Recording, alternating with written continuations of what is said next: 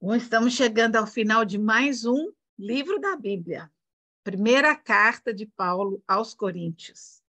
Essa carta foi uma carta, como a gente já viu antes, Paulo escreveu para a igreja de Corinto, respondendo perguntas que eles tinham mandado para ele não estava lá na cidade, ele estava fora.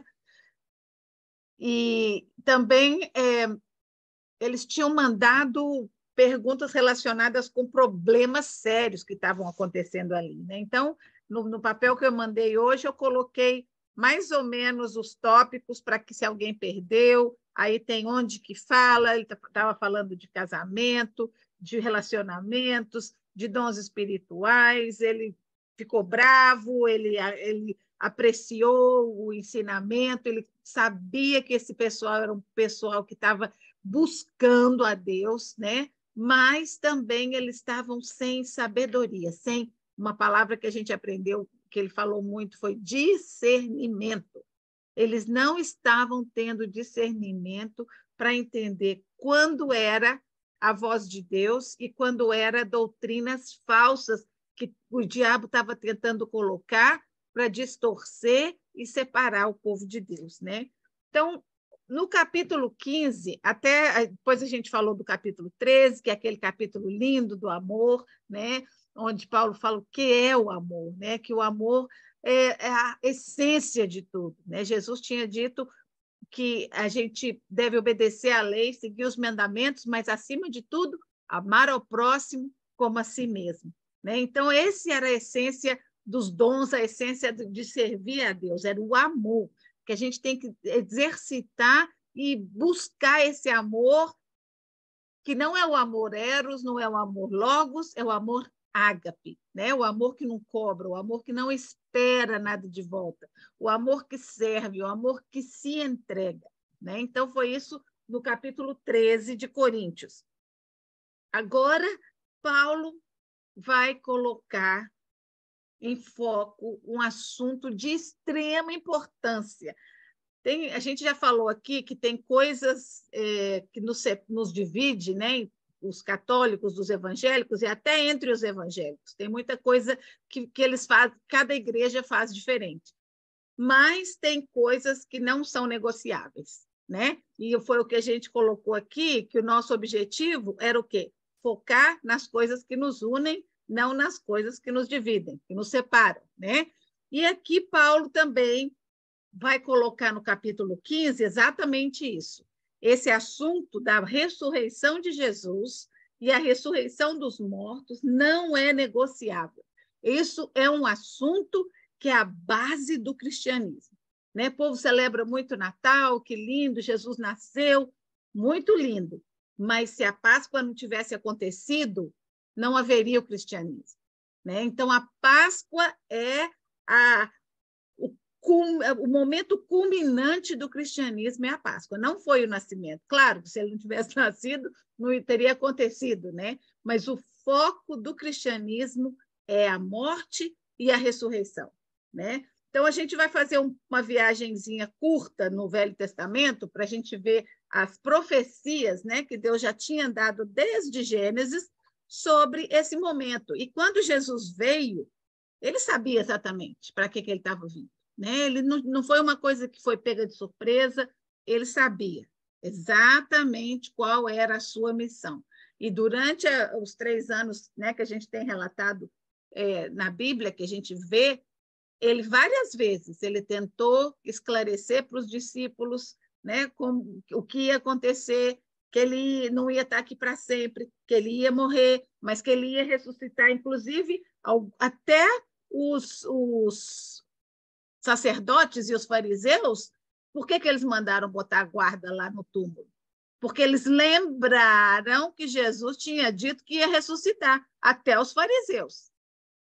Mas alguns discípulos esqueceram.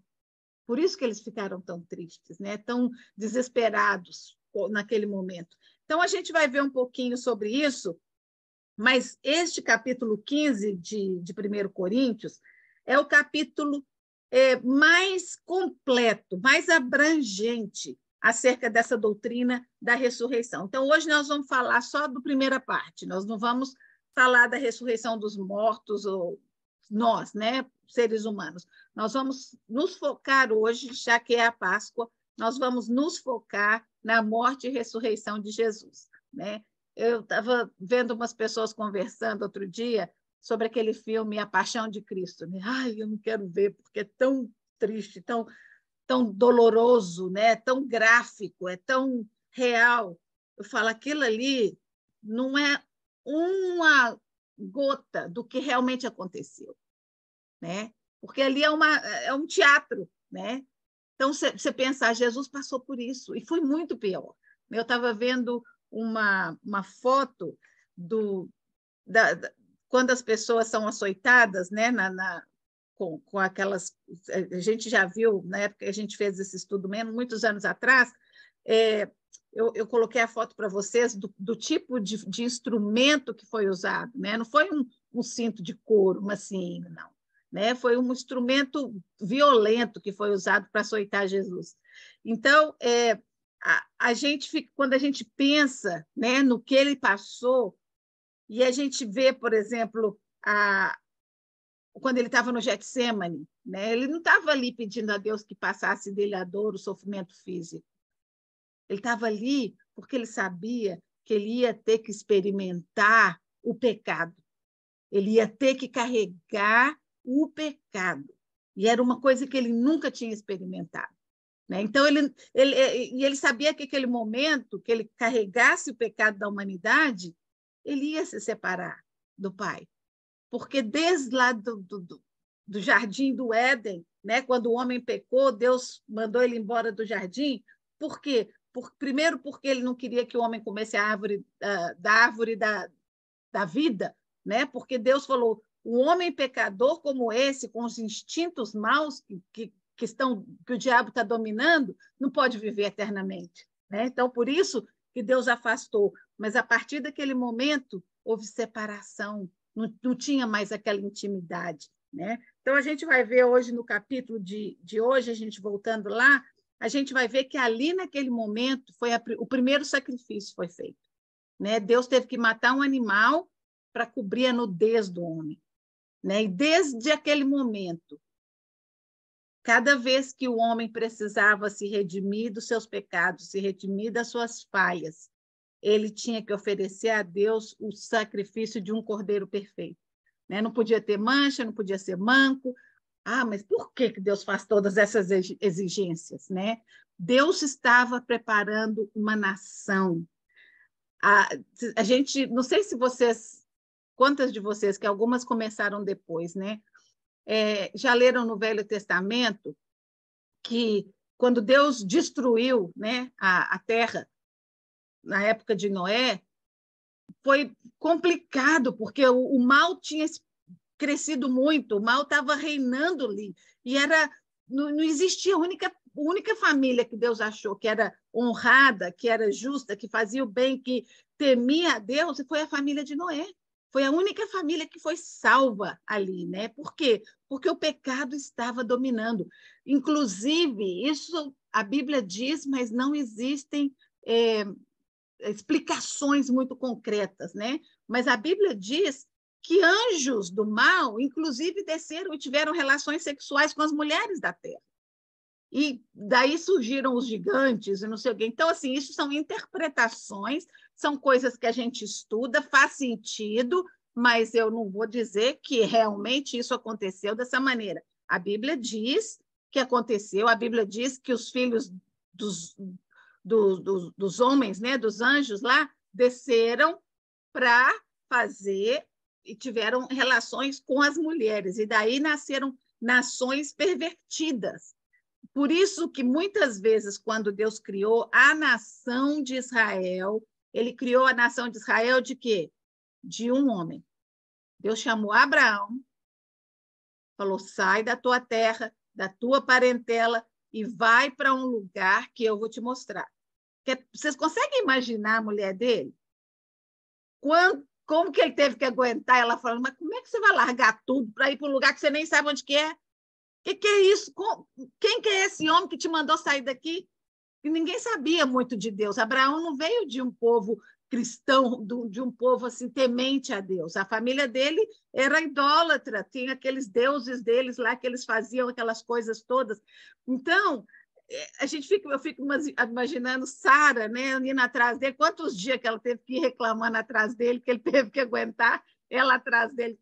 Mas tem certeza que nós vamos? Você vai largar tudo para trás, porque Abraão era de uma família rica. Então, assim, Deus tirou Abraão daquele meio e separou. E Abraão é o pai da fé, porque ele creu em tudo que Deus tinha falado para ele.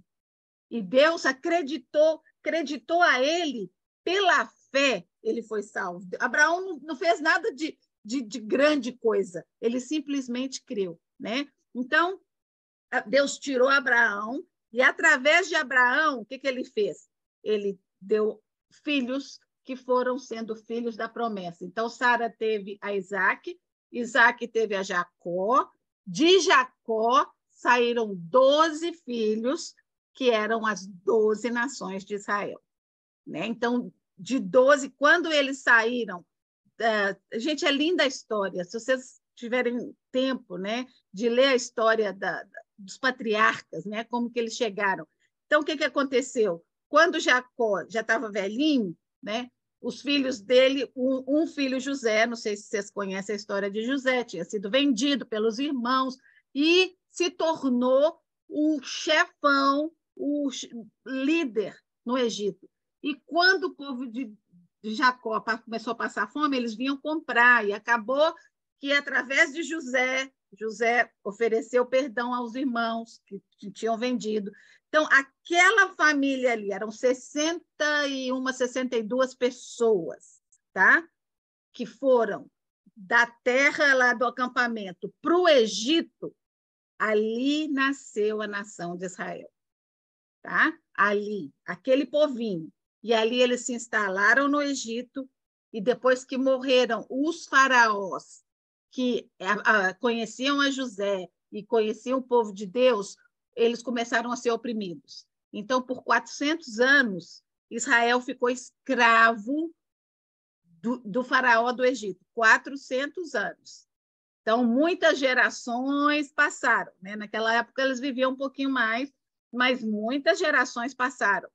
Até que um dia, o que aconteceu? Deus falou para Moisés, vai lá, tira o meu povo. Tira o meu povo, resgata, porque eu estou pronto para fazer deles a nação de Israel. Então, dali, daquele grupinho de 60, virou milhões de pessoas. 600 mil, o número está lá na Bíblia, eu que não lembro aqui. Milhões de pessoas, porque eles contavam os homens, né? Ainda não tinha mulher e criança. Então, o número que tiver lá é muito mais ainda. E esse povo Moisés tirou do Egito. E ali no Egito foi celebrada a primeira Páscoa, o Passover, que se chama aqui. Né? Então, o que foi isso? Foi quando Faraó se recusava a deixar o povo ir, não queria, Deus mandou pragas, 10 pragas, a 10ª foi que o filho primogênito de toda a casa morreria. Mas tinha uma esperança para o povo de Israel. Eles teriam que pegar um cordeirinho puro, oferecer em sacrifício, pegar o sangue e colocar nos umbrais da porta. E na noite determinada por Deus, Deus deu todos os detalhes, como que eles teriam que cozinhar o cordeiro, porque eles iam comer. Aquela ali foi a primeira festa do Passover, eles teriam que comer.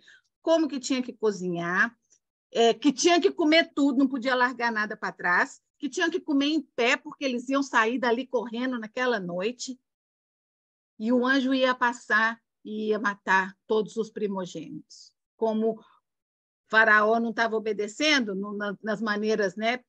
Para mim, já tinha obedecido na hora que veio o sapo, né? Deus me livre, chega de sapo. Sapo para todo lado, pulando no fogão, pulando nos banheiros, Deus me livre.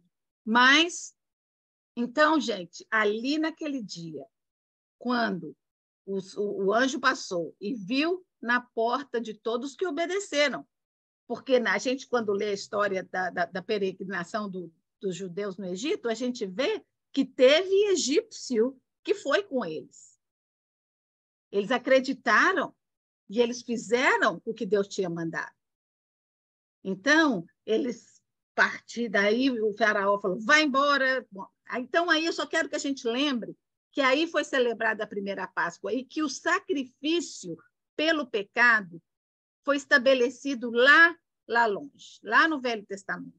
Né? Então, durante todo o Velho Testamento, haviam leis e haviam maneiras de oferecer esses sacrifícios. Ai, mas que bagunça, que sujeira. Bom, Deus é o Criador. Ele estabeleceu isso. Né? Então, quem sou eu para questionar por que ele queria dessa maneira? Né? Então, é o que o que ele quis. Mas, durante toda a Bíblia, se vocês perceberem, Kênia, não sei se você está na leitura da Bíblia, a gente escutando, né, quando ela fala, mesmo lendo, que eu já tinha observado antes, tem lugares na Bíblia que fala o anjo do Senhor apareceu a fulano, o anjo do Senhor apareceu a ciclano. Se na leitura da Bíblia, quando você lê, o anjo do Senhor aparece em letras maiúsculas, aquele anjo do Senhor, ou é Deus ou é Jesus Cristo. Antes dele ser encarnado. Então, ali a gente vê que Jesus já estava, e a gente viu no livro de João, né? No primeiro capítulo, João 1 diz, no princípio era o verbo, e o verbo estava com Deus, e o verbo era Deus. Então, Jesus estava lá, desde o princípio. E muitas vezes, durante toda a Bíblia, ele aparece, tem uma palavra que ela usa, cristófano, é quando Jesus aparece como um anjo, né? Ou como uma pessoa, outras vezes, ele apareceu várias vezes para Jacó, né? Na sarça ardente para falar com Moisés, eu acho que foi o próprio Deus, porque não se podia ver a face. Então, quando você não pode ver a face, quando houve uma interação, né, da pessoa com o anjo, de conversar e de ver, era Jesus. Mas quando ele teve uma vez que Moisés queria ver o anjo, e ele falou, você não pode me ver, porque quem me vê vai morrer, mas eu vou passar e você vai me ver de costa. E aí Moisés viu a luz do Senhor de costa. Né? Então, Jesus já estava lá. Né? Ele já estava, toda aquela preparação, todos esses sacrifícios, tudo que estava acontecendo, era preparando para o momento que Deus ia falar, está na hora. Está na hora de você ir para cumprir o plano máximo, né? Para resgatar o homem das mãos de Satanás. Então, gente, vamos avançar aqui, porque eu fico tão empolgada com essa história de Jesus que eu acho bom demais falar dela. Então, vamos ler aqui alguns versículos para a gente começar. Irmãos, quero lembrá-los do evangelho que preguei a vocês, o qual vocês também receberam e no qual estão firmes. Por meio deste evangelho, vocês são salvos, desde que se apeguem firmemente à palavra que eu preguei. Caso contrário, vocês têm crido em vão. Então, o que estava acontecendo? Paulo levou a eles o evangelho. Qual que é o evangelho? Jesus Cristo, Filho de Deus, viveu entre os homens, né? Nasceu da Virgem Maria, viveu entre os homens, sem pecado, morreu, ressuscitou. Eles acreditaram nisso.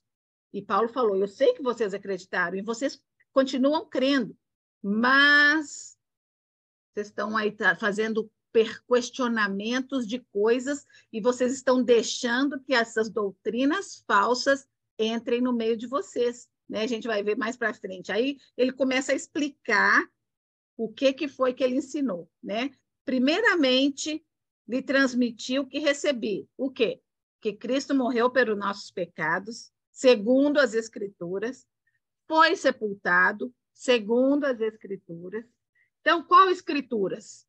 Naquela época de Paulo, não tinha a Bíblia, não tinha as histórias de Jesus. As Escrituras que Paulo se refere são as Escrituras do Velho Testamento, onde todas essas profecias foram se cumprindo uma a uma.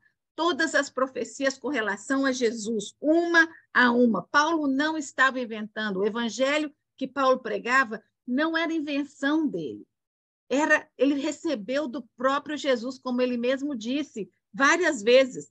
E se vocês acho que todo mundo já estava aqui quando a gente estudou o livro de Atos, né? Lá em Atos 9, eu acho, é a conversão de Paulo, né? Paulo, ele vai falar aqui daqui a pouco, que ele se sentia o pior dos cristãos, porque ele perseguiu os cristãos, ele matou cristãos. Então, ele se sentia, aquela culpa pesava muito nele, né? Então, ele não está querendo ensinar um ensinamento novo, ele está querendo que eles entendam que eles não podem desviar disso, isso não é negociável, né? Esse evangelho de salvação através da morte e ressurreição de Jesus não é negociável, né? Gálatas 1, eu quero ler esse versículo, porque Paulo sempre... Gálatas, Efésios. Gálatas 1, 11 e 12. Diz assim: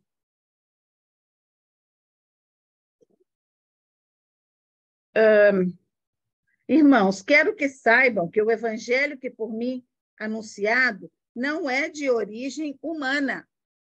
Não recebi de pessoa nenhuma. Então, assim, ele não recebeu de Pedro, de João, não.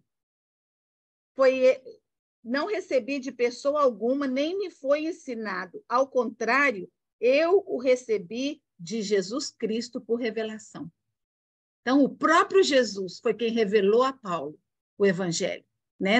Não só no caminho de Damasco, quando ele teve aquele encontro que Jesus falou, eu sou Jesus a quem você persegue, mas depois Paulo teve revelações, e ele conta lá no livro de Atos algumas vezes que ele queria desistir, e aí apareceu Jesus e dizia, não desiste, eu te escolhi para esse trabalho, eu te escolhi para essa missão, né? Então, Paulo tinha orgulho de ser um servo de Jesus, mas ele também sentia que ele não merecia aquilo, ele sabia qual era a razão, né, da fé dele.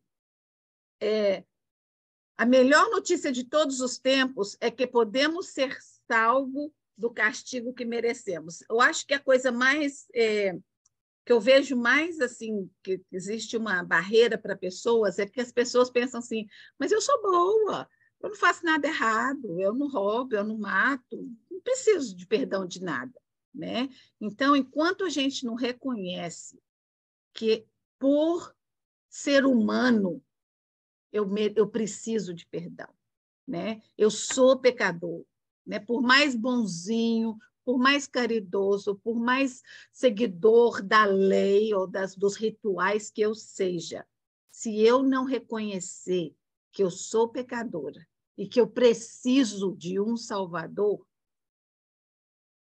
eu não vou poder participar dessa ceia, dessa maravilhosa celebração da Páscoa, porque essas pessoas que acham que não precisam, então é só o coelhinho e o ovinho de Páscoa mesmo que eles vão celebrar. Porque o que eu celebro hoje é vida. Dessa semana, a Páscoa, para mim, é vida. Vida aqui e vida eterna. Né? Jesus prometeu, ele disse lá em João, que ele iria preparar um lugar para nós. Né? E Paulo vai falar mais para frente que ele foi a primícia, está nesse mesmo capítulo, ele foi a primícia dos que ressuscitam.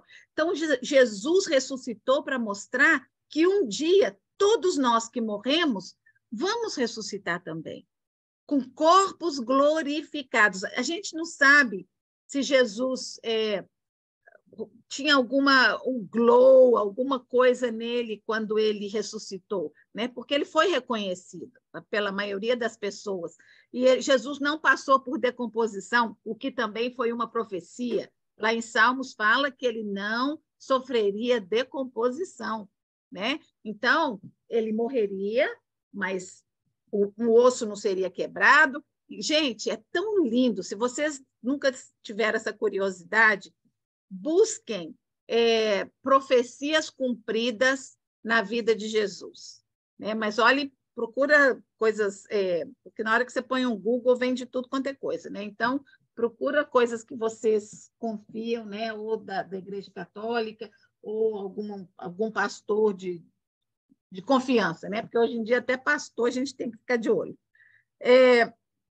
A morte e ressurreição de Jesus Cristo, o Messias, o Filho de Deus, é o centro do Evangelho. Não existe Evangelho, não existe cristianismo sem a morte e a ressurreição de Jesus. Então, se você estiver conversando com alguém e eles falarem, não acredito nisso, então você não é cristão.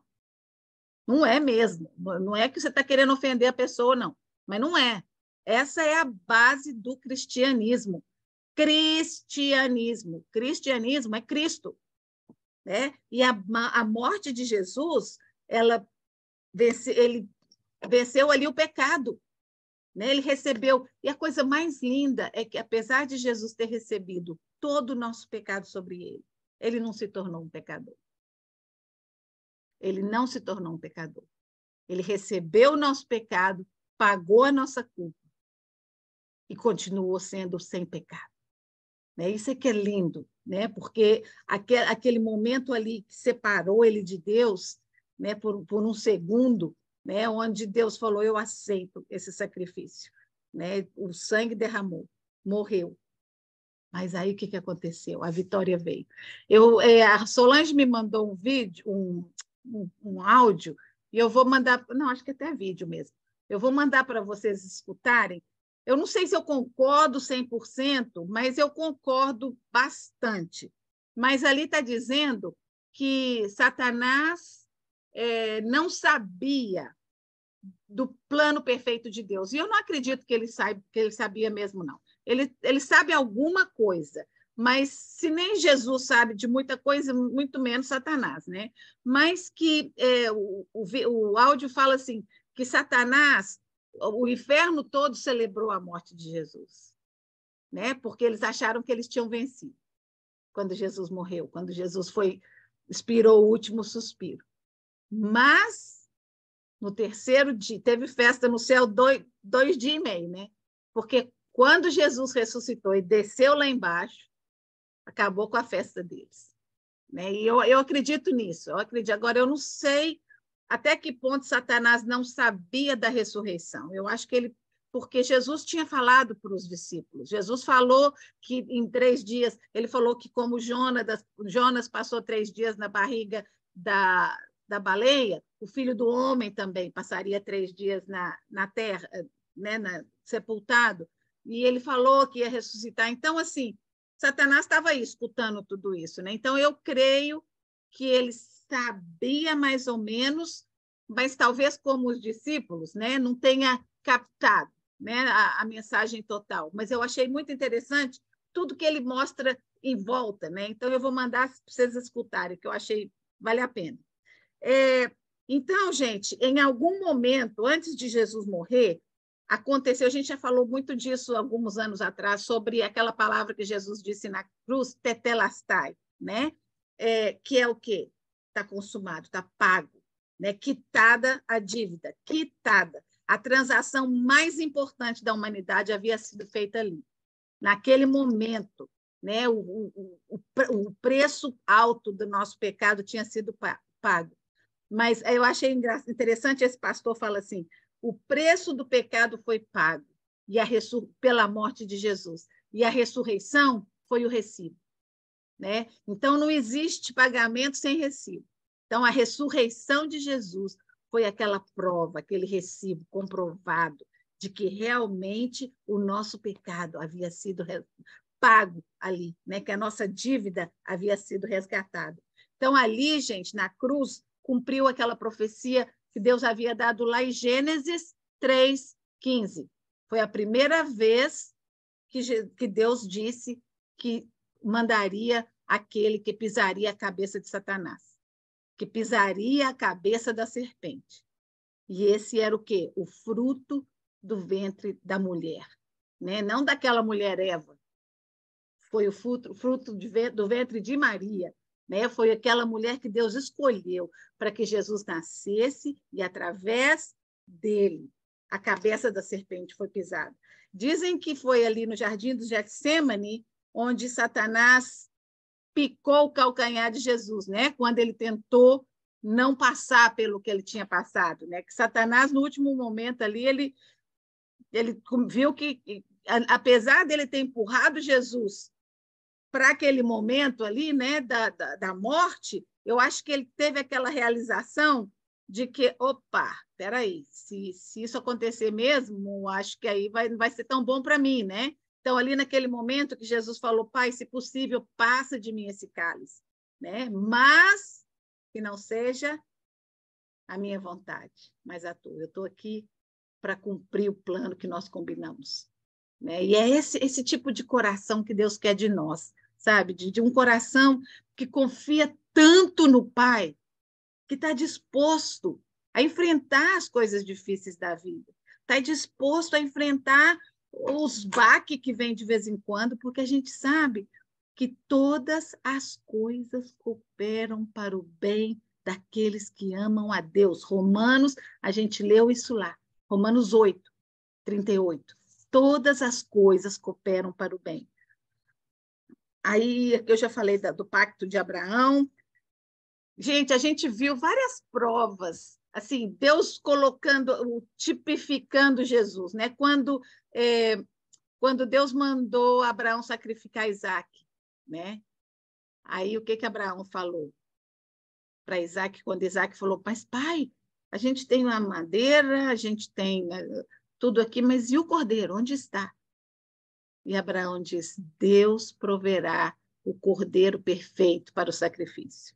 Né? Então, ali, Deus não queria o filho de Abraão, porque Isaac era o filho da promessa. Isaac era o filho que Deus tinha prometido para ele, de Isaac sair a nação de Israel. Mas Deus estava provando o coração de Abraão. E o coração de Abraão estava totalmente entregue a Deus. Ele estava disposto. E sabe o que Abraão falou? Que ele estava tão disposto a sacrificar o filho que ele sabia que Deus poderia ressuscitar o filho se ele quisesse. Essas foram as palavras de Abraão.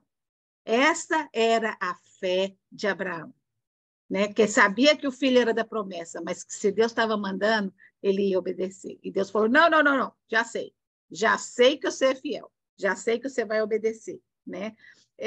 Outro evento no Antigo Testamento foi a Páscoa, que a gente já falou, né?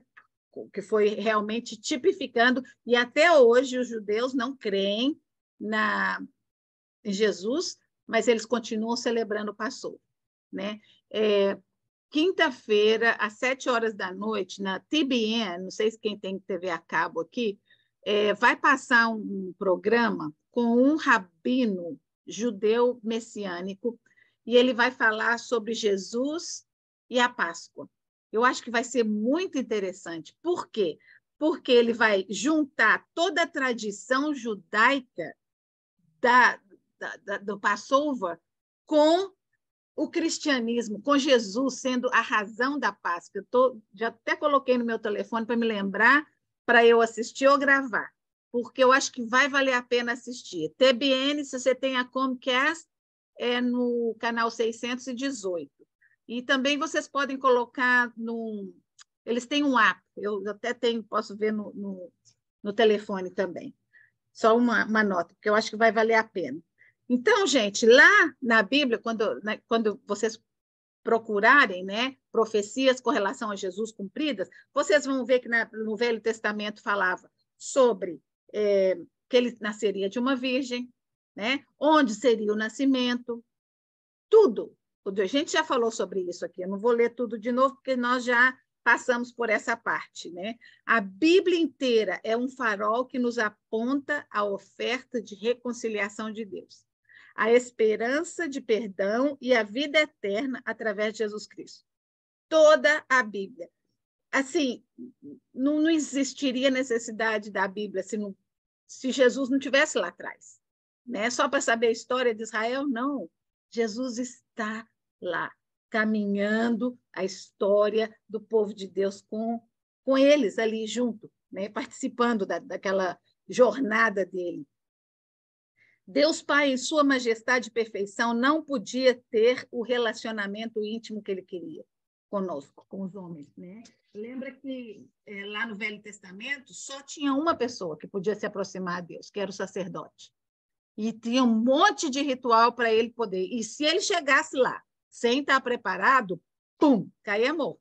Tinha uma cordinha que ficava pendurada na roupa dele, lá fora, e se o sininho balançava, é porque o homem caiu fulminado lá e tinham que puxar, porque ninguém podia entrar no Santo dos Santos. Aí o que aconteceu? Foi aí que começou o nosso estudo bíblico, porque um ano a gente foi no Passion of the Cross, e aí cada um vai no seu tempo, e eu fui com as meninas, Mônica, Ana, acho que a Sula estava junto, nem lembro exatamente quem estava. E aí a gente foi, no final, a gente conversou sobre o que passou, e aí alguém perguntou sobre o véu, né? E elas não sabiam, né, que o véu tinha sido rasgado de cima a baixo, que aquele véu separava o lugar santo, né? Era aquele lugar que só uma pessoa podia entrar. Não era qualquer um que podia ir no templo e entrar ali para adorar a Deus. E o dia que Jesus morreu, aquele véu foi rasgado. Gente, que maravilha, até arrepio de pensar, né? Porque daquele dia em diante, Jesus era aquela conexão entre a gente e Deus. Ele era o sumo sacerdote perfeito, né? Não precisava mais de intermediário. A partir daquele dia, aquele véu foi rasgado e todas as pessoas, através de Jesus, poderiam ter acesso à presença do Pai. Isso é demais, né? Esse foi o momento em que Jesus pediu... Não, isso aí foi lá no Getsemane, então vamos deixar para lá. Então, os nossos pecados nos separavam de Deus, né? A Bíblia diz que todos pecaram, né? E Jesus morreu pelos nossos pecados. E ele foi sepultado. Às vezes a gente não fala muito sobre o sepultamento de Jesus, né? Se ele foi sepultado é porque ele morreu, né? Tem gente que questiona, mas não morreu nada, né? Ressuscitou, teve todo tipo de dúvidas e questionamentos, né? Mas Jesus foi dado morto ali, não foi pelos discípulos ou pelas mulheres, não. Foram as autoridades que colocaram ele na cruz, que deram ele por morto e disseram para que fosse tirado dali e sepultado, né? Então ninguém vai ser sepultado vivo, né? Então aquilo ali foi a prova de que ele na verdade havia morrido, né? O sepultamento de Jesus é importante porque cumpriu as Escrituras. Lá no Velho Testamento, Isaías fala que ele foi colocado num sepulcro emprestado, né? E com os ímpios. Então, assim, quem deu ali o sepulcro para ele não era um seguidor de Jesus. José de Arimateia, que ajudou, né? Era assim, daquele seguidor secreto, né? Não queria se identificar, né? Assim, admirador, né? Vamos dizer, mas não era um dos seus seguidores, né? Ele foi sepultado entre os ímpios com os ricos na sua morte, lá em Isaías 53. E aí chegou o dia da ressurreição, né? Jesus ressuscitou, venceu a morte. Ele já tinha provado, quando ele ressuscitou a Lázaro, que ele tinha autoridade sobre a morte. Mas ali, ele venceu a morte no seu próprio corpo, né? Ele morreu, ficou 3 dias sepultado e venceu a morte, ressuscitou. Ai, eu queria tanto ter sido um mosquitinho para estar ali. Essa verdade é essencial para o Evangelho. Se Jesus morreu na cruz para pagar os nossos pecados e remover a nossa culpa, então por que a ressurreição é tão importante? Então foi o que eu disse, é o recibo. Jesus é a promessa de que nós também vamos ser ressuscitados com ele. Nós vamos falar isso muito na próxima semana, né? Porque vai falar sobre a ressurreição das pessoas. Existiam pessoas naquela época que não acreditavam, inclusive cristãos, que não acreditavam na ressurreição, né? Na ressurreição do corpo. Então, ficava aquela bicuinha. Os fariseus e os sacerdotes também eram assim na época de Jesus. Paulo lidou muito com isso quando ele chegava nas cidades. Ele se apoiou muito com os fariseus, porque os fariseus acreditavam na ressurreição e os sacerdotes não. Embora Jesus tenha sofrido a ira de Deus na cruz como se ele fosse um pecador, ele não pecou. Aqui em 2 Coríntios 5:21 diz assim: em Cristo não havia pecado, mas Deus colocou sobre Cristo a culpa dos nossos pecados, para que nós, em união com ele, vivamos de acordo com a vontade de Deus. Então, a minha culpa foi levada por ele. E ele leva... Gente, Davi, eu estava conversando com a Alejandra ontem, minha amiga, Davi foi um homem segundo o coração de Deus, né? Ele foi um homem que Deus admirava, que Deus, assim, Deus falou, ele é um homem segundo o meu coração. E ele era tão imperfeito, né? Fez tanta coisa que não devia ter feito. Mas o coração dele aceitava o perdão de Deus. Você não vê nenhum salmo que Davi fica assim, ai, mas olha só o que eu fiz lá com a Betseba. Ai, meu Deus, e agora? Nunca mais eu vou ser perdoado por isso. Não. No Salmo 51, ele rasgou o coração, ele se arrependeu, ele reconheceu que miserável que ele tinha sido, pediu perdão de Deus e Deus perdoou e ele aceitou esse perdão. Né? Quantos de nós passamos a vida lastimando alguma coisa que a gente fez ou que alguém nos fez? Né? Nós precisamos sentir o perdão de Deus, senão esse sacrifício de Jesus não vai ter valor. Né? Esse perdão que Deus nos dá foi porque esse filho dele morreu por nós. Então, nós precisamos aceitar esse perdão. Senão, gente, cada pessoa que rejeita a Jesus está rejeitando a Deus. O Filho de Deus que passou... Eu acho que todo mundo tinha que assistir The Passion of Christ, porque realmente, se você tem consciência, se você acha aquilo ali pesado, né, foi por você, foi por mim que ele passou por isso. Não foi uma ficção, não, foi verdade. Né? Jesus levou o nosso castigo pelo pecado na cruz e continuou sendo um Salvador perfeito. O versículo 4 diz assim,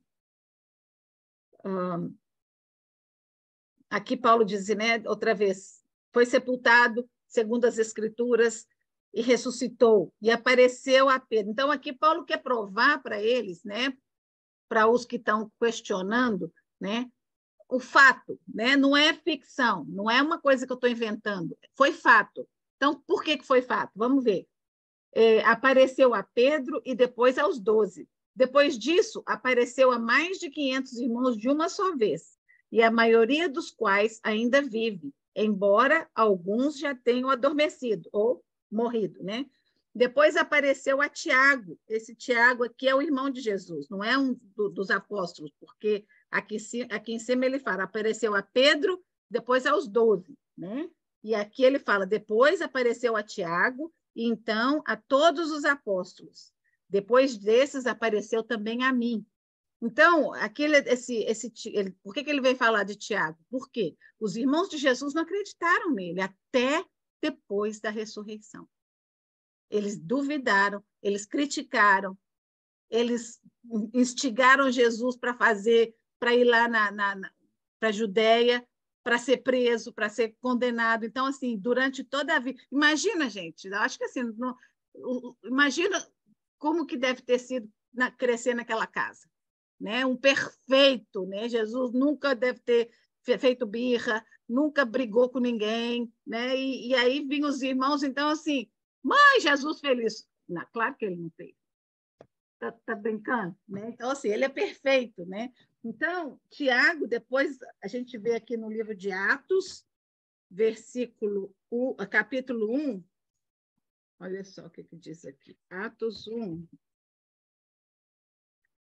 Quando Jesus subiu ao céu, Atos 1, versículo 3 diz assim, depois do seu sofrimento, Jesus apresentou-se a eles e deu-lhe muitas provas indiscutíveis de que estava vivo.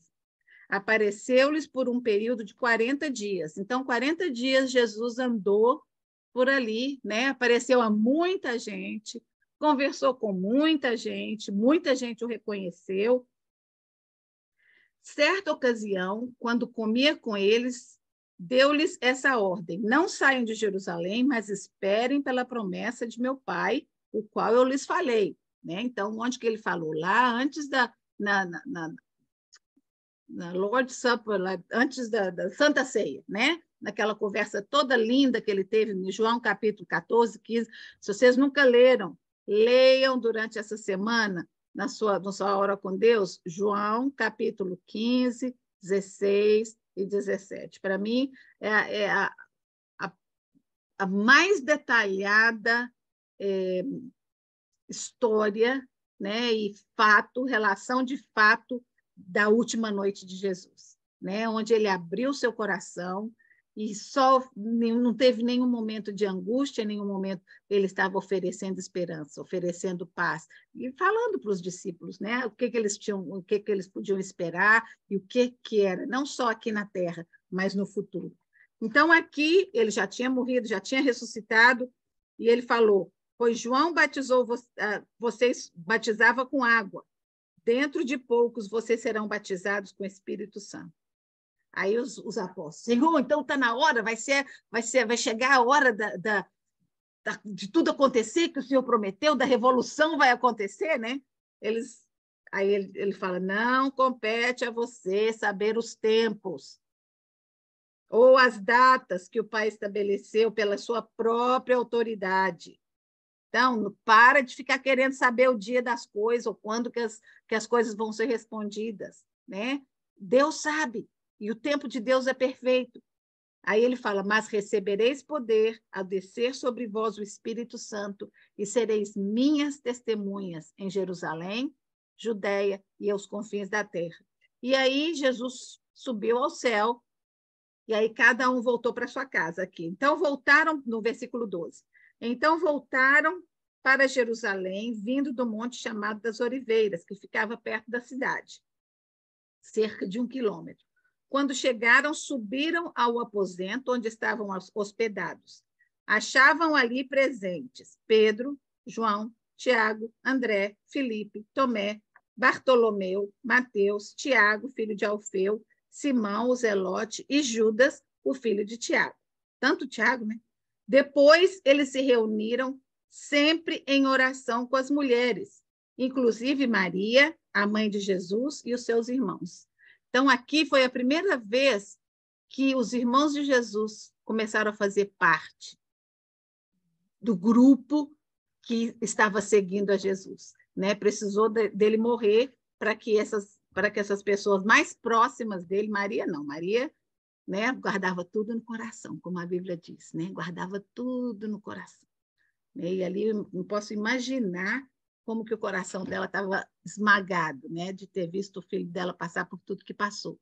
Mas ela guardava no coração. Aí, continuando, a obra de Jesus por nós não surgiu do nada, foi planejada desde a eternidade e descrito perfeitamente nas Escrituras. Então, aí vocês vão ter algumas referências que vocês podem olhar depois de ir para casa, né? Aí vai falando, Paulo vai dizendo para quem que ele apareceu. Aí ele fala: depois apareceu também a mim como um que nasceu fora do tempo. Né? Então, por quê? Porque ele se considerava um apóstolo, um discípulo, mas ele nasceu depois que Jesus já havia morrido e ressuscitado. Teológicos creem, e eu creio também, que Paulo viu Jesus. Né? Quem não viu Jesus? Quem que morava em Jerusalém e não viu Jesus? Ou não soube da morte e da ressurreição dele? Então, em algum momento, né, Paulo deve ter cruzado assim por perto, ou está num grupo dos sacerdotes que estavam questionando Jesus, porque até antes da conversão dele, Paulo, na verdade, ele estava indo para Damasco, levando uma carta para perseguir, prender e matar os cristãos, por causa do nome de Jesus. Né?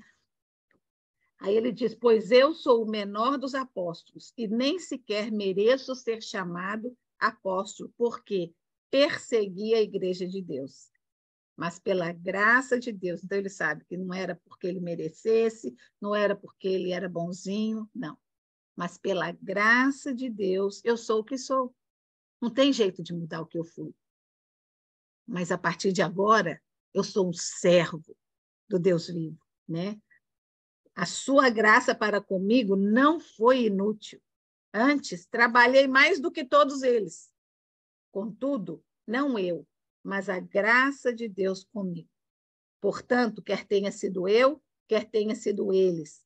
É isso que pregamos e é nisso que vocês creram. E é nisso que vocês devem continuar firmes, né? Nós todos, tanto eles que viveram e andaram com Jesus, como eu que vim fora do tempo, né? Que cheguei depois atrasado, nós outros todos te pregamos a mesma mensagem, né? Então, aqui ele está dizendo, olha, realmente eu cheguei tarde, mas eu estou trabalhando mais duro que vocês, né? Mais duro que os apóstolos. Ele não está fazendo referência aos apóstolos, mais duro que os apóstolos. E ele não estava se gabando, não estava se achando melhor do que ninguém, ele só queria dizer que ele estava tentando tirar o atraso, né? Ele estava tentando, de alguma maneira, fazer a obra de Deus e ajudar para que mais pessoas fossem salvas. Ele tinha paixão pela obra de Jesus. E outra coisa, ele como um sacerdote que foi criado aos pés de como é que era o nome? Gamaliel, né? Ele como sacerdote, ele tinha autoridade entre os judeus. Então, ele queria que os sacerdotes e que os próprios seguidores da lei judaica também entendessem. Então, toda vez que ele chegava numa cidade, a gente viu isso, o primeiro lugar que ele ia era para a sinagoga. O primeiro lugar que ele levava a mensagem do evangelho era na sinagoga, né?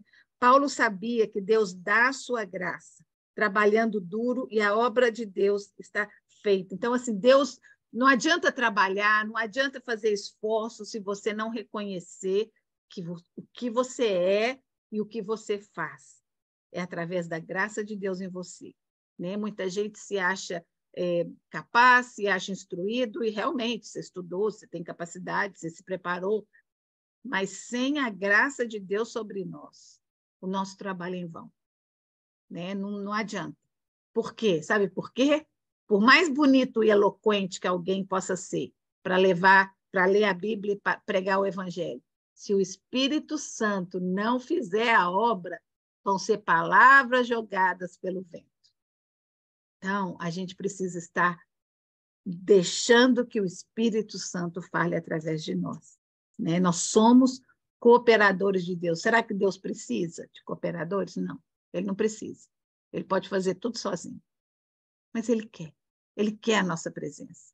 Ele quer o nosso amor. Ele quer a nossa dedicação. Gente, todo no Velho Testamento, você vê assim a paciência, a tolerância. Deus se irritava com Israel, ficava com vontade de acabar com eles de novo, para construir, começar tudo de novo. Aí Moisés, o Josué falava, não, calma, também não é assim. Se o Senhor destruir o povo, o que o povo vai pensar? O Senhor tirou eles do Egito para matar aqui no deserto, então não é assim, né? Então Deus reconsiderava, mas é assim, aquela paciência, cada vez que o povo se humilhava, Deus estava sempre disposto a perdoar, né? E hoje em dia, nós temos Jesus. Nós temos em nós que aceitamos a Jesus como Salvador, temos o Espírito Santo em nós, né? No Velho Testamento, o Espírito Santo não vivia dentro das pessoas. Ele, às vezes, entrava e fazia alguma coisa, e hoje eu estava lendo Sansão.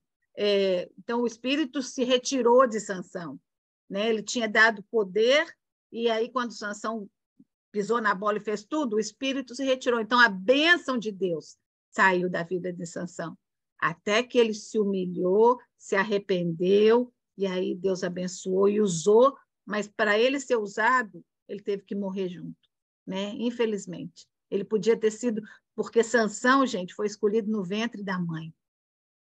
Como Elizabeth, a prima de Maria, Deus escolheu Sansão, como João Batista, né? Deus escolheu Sansão, falou para ela, não toma vinho, não come uva, esse menino não pode cortar o cabelo, não pode colocar a mão em nada morto.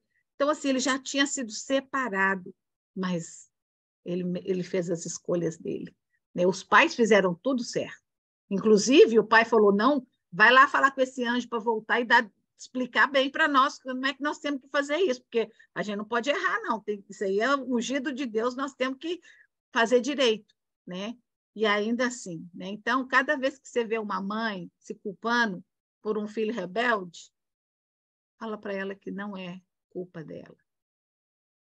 Cada filho tem o livre-arbítrio de fazer a escolha, né? De fazer a escolha boa ou a escolha má, né? Então, Deus é o melhor pai do mundo. E os filhos dele estão tudo aí, cada um mais doido que o outro, fazendo as maiores besteiras, né? Por esse mundo afora. Então, a escolha é individual. Eu e você temos a escolha de servir a esse Deus maravilhoso que amou o mundo de tal maneira que deu seu Filho unigênito para que todo aquele que nele crê não pereça, mas tenha a vida eterna. Esse tamanho é o amor de Deus, né? E Paulo sabia bem disso. Ele sabia que sem a graça de Deus ele não era nada, né? Jesus morreu para que, através do seu sangue, pudéssemos ser purificados do pecado e pudéssemos ter acesso à presença de Deus. A sua ressurreição destruiu o poder da morte sobre aqueles que creem nele, né? Então, Jesus, quando ele desceu, ainda antes da ressurreição, que ele abriu as portas lá do céu, porque antes de Jesus vir, as pessoas que morriam, segundo a Bíblia, tá? Não sou eu que estou falando, ficavam em um lugar, né? Porque ainda não tinha Jesus não tinha aberto ainda esse caminho de comunicação. Então, quando Jesus morreu, ele foi lá e libertou, né? Libertou aquelas almas que estavam presas ali com Satanás, porque ele era o pai da morte. Ele era, não, ele é.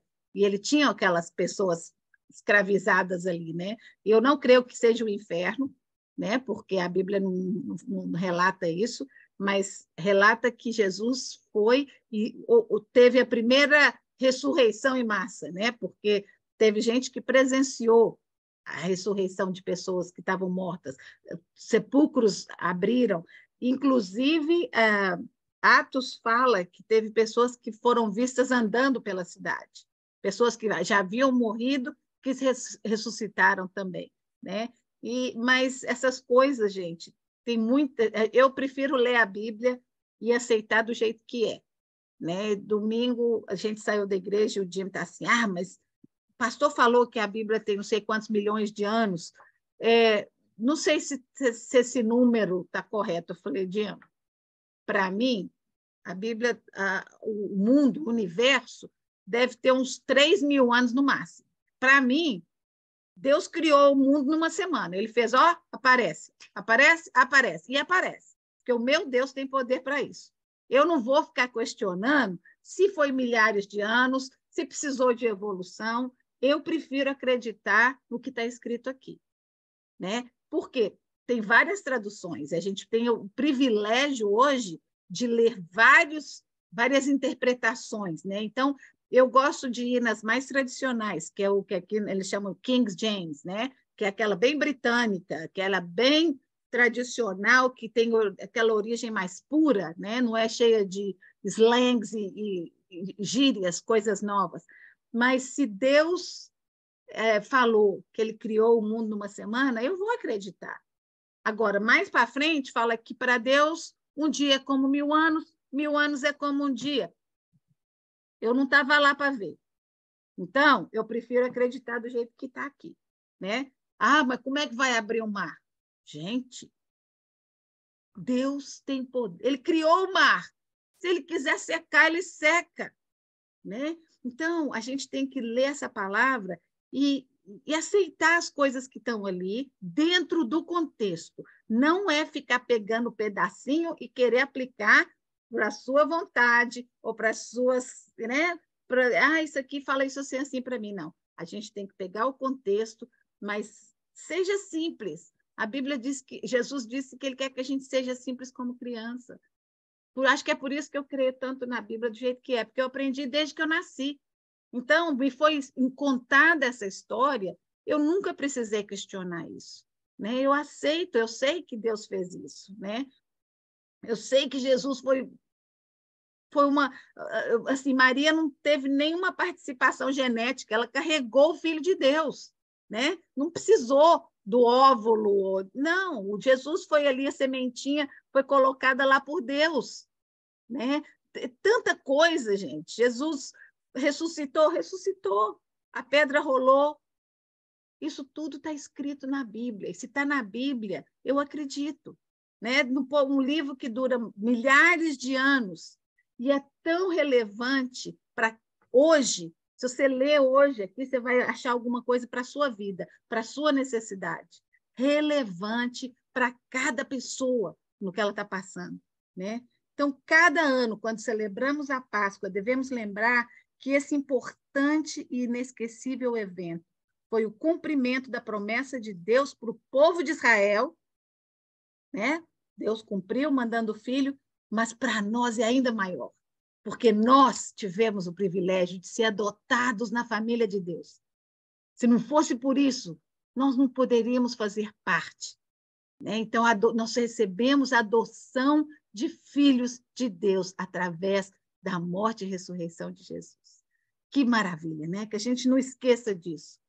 Deus abençoe vocês, uma Páscoa muito feliz, cheia de bênçãos. Lembra de, no dia da Páscoa, em volta da sua mesa, agradecer a Deus, né? Agradecer a Deus por esse amor tão grande, que mandou o seu filho, que morreu, mas ressuscitou. Está vivo, está vivo. Jesus está vivo, né? Que maravilha. Que Deus abençoe vocês.